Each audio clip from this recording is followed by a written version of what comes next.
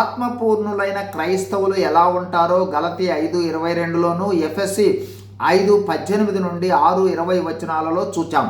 ప్రస్తుతం ఆత్మపూర్ణులు ఆత్మ వరాలను కలిగి ఉంటారని ఆ వరాలను 1 కొరింథీ 12:7 నుండి 11 వచనాలలో చూస్తూ ఉన్నాం.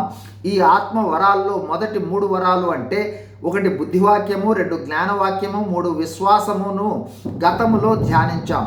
ఈరోజు 1 కొరింథీ 12:9లో ఉన్న 4వ వరమైన స్వస్థత వరాన్ని ధ్యానించబోతూ ఉన్నాం.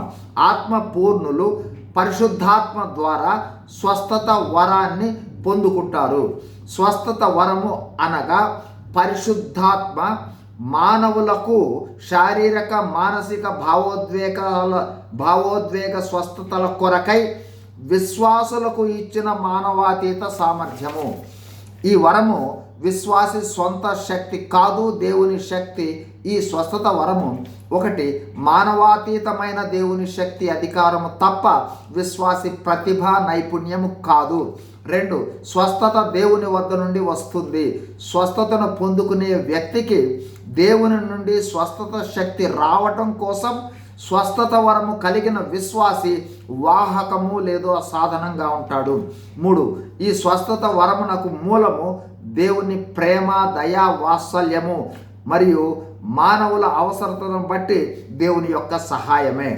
4 ఈ వరము నిరంతరము విశ్వాసికి ఉండకపోవచ్చు.